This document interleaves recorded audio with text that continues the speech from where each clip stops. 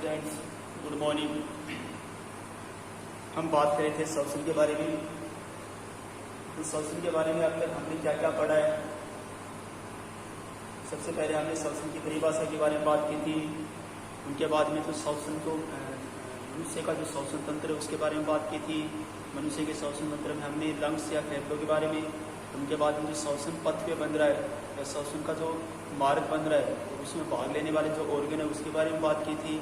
उनके बाद में हमने श्वसन की क्रियाविधि पढ़ी है हमने, और श्वसन की क्रियाविधि में हमने दो चरण पढ़े उनके, एक तो इंस्पायरेशन, दूसरा एक्सपायरेशन या निःश्वसन या उच्छ्वसन के बारे में हमने पढ़ा है। उनके बाद में हमने श्वसन संबंधी आयतन पढ़े थे हमने। तो आज हम बात करेंगे श्वसन संबंधी क्षमताओं के बारे में हम बात करेंगे, या रिस्पायरेशन रिलेटेड कैपेसिटीज के बारे में। तो श्वसन संबंधी क्षमताओं की जब हम बात करेंगे, यहाँ पे हम 5 क्षमता फेफड़ों की 5 क्षमता के बारे में हम बात करेंगे। तो सबसे पहले आती है निःश्वसन क्षमता आती है, निःश्वसन क्षमता। अब निःश्वसन का क्या होता है? वायु को ग्रहण करना, है ना। तो वायु को ग्रहण करना, कितनी ग्रहण करना? अधिकतम वायु को ग्रहण करने की जो कैपेसिटी होती है उसी को हम क्या बोलते हैं? निःश्वसन क्षमता बोलते हैं। तो यहाँ पे निःश्वसन क्षमता में मैंने क्या लिखा है? अधिकतम मात्रा। किसकी है अधिकतम मात्रा? वायु की। तो वायु की अधिकतम मात्रा जो मनुष्य एक बार में ग्रहण कर सकता है, मनुष्य का जो लंग्स है या फेफड़ा है वो एक समय में वायु की अधिकतम मात्रा को ग्रहण कर सकता है। उनकी जो मात्रा होती है उसको बोलते हैं निःश्वसन क्षमता। मैंने लिखा है अधिकतम मात्रा जो ग्रहण की जा सकती है, किसके द्वारा? फेफड़ों के द्वारा एक समय में, तो उसको हम बोलते हैं निःश्वसन क्षमता।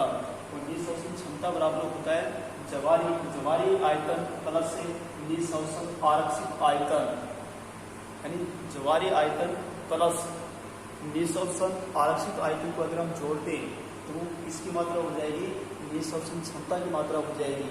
यहाँ पे हम जवारी आयतन को किसको लिखते हैं? TV, tidal volume. अगर हम बात की थी ना टाइडल वॉल्यूम के बारे में, जवारी आयतन को शॉर्ट रूप से हम क्या लिखते हैं? टीवी लिखते हैं। टीवी की फुल फॉर्म क्या होती है? टाइडल वॉल्यूम होती है ना। तो जवारी आयतन क्या होगा? टीवी होगा। और निःश्वसन आरक्षित आयतन को हम क्या लिखते हैं? IRV या इंस्पायरेटरी रिजर्व वॉल्यूम, ठीक है ना। और निःश्वसन क्षमता को हम लिखते हैं IC, ठीक है। तो IC बराबर क्या हो जाएगा? टीवी प्लस IRV, ठीक है। तो इसकी जो वैल्यू आती है वो आती है 3500 ml मिलीलीटर, ठीक है। ये तो होगी निःश्वसन क्षमता। तो निःश्वसन क्षमता में आपको क्या याद रखना है? वायु की अधिकतम मात्रा जो मनुष्य के फेफड़े एक समय में ग्रहण कर सकते हैं, तो उस अधिकतम मात्रा को हम क्या बोलते हैं? निःश्वसन क्षमता बोलते हैं। हम निःश्वसन क्षमता की जो मात्रा वो किसके बराबर होती है? जवारी आयतन प्लस निःश्वसन आरक्षित आयतन के बराबर होती है। यदि हम शॉर्ट रूप से लिखें तो IC बराबर होती है TV plus IRV।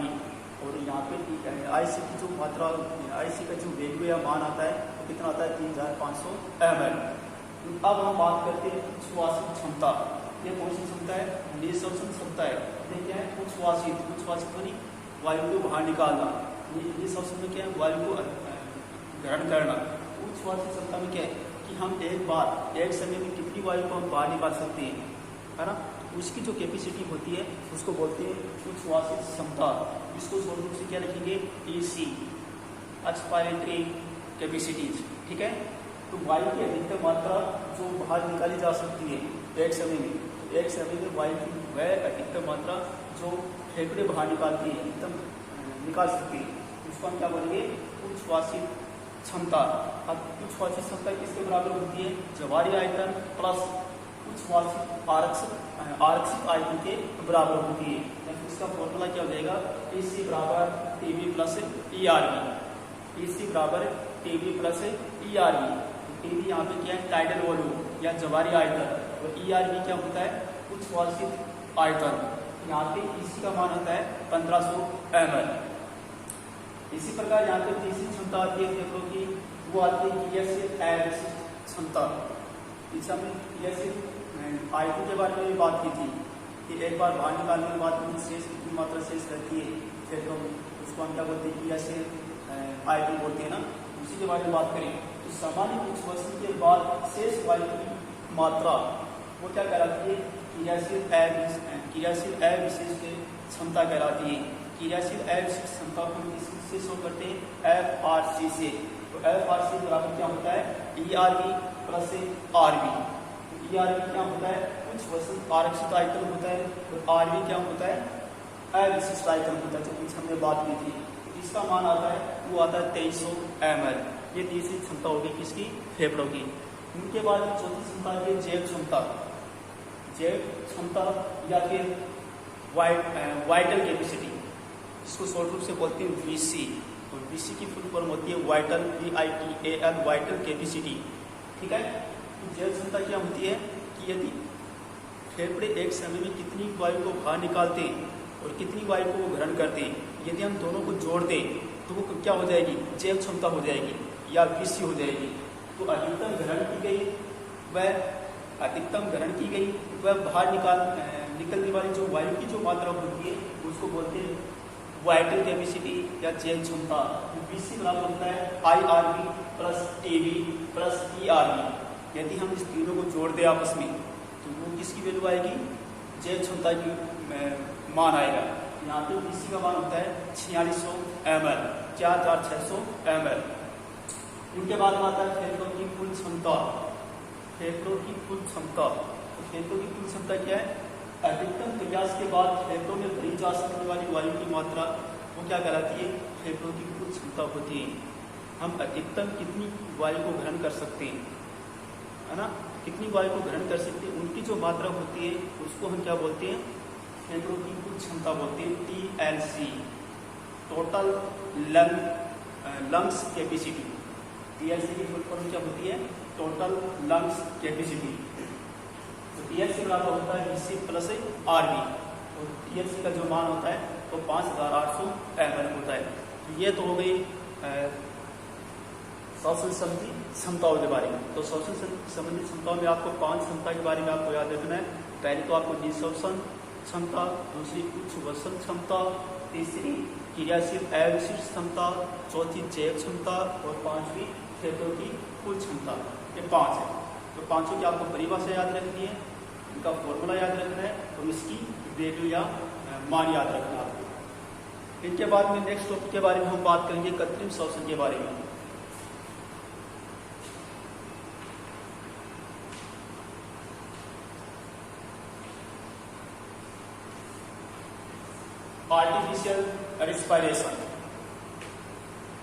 Artificial respiration के बारे में। तो वो कई बार क्या होता है, अपना जो लंग्स है वो अपना काम करना बंद कर देता है किसी कारणवश से, जैसे कि पानी में डूबने से, पानी में जैसे कोई डूब जाता है, या फिर करंट लगने से, या फिर कोई अविषालु जो पदार्थ होते हैं, कोई जहरीला जो पदार्थ है, या फिर जो कीटनाशी वगैरह उनके खाने से।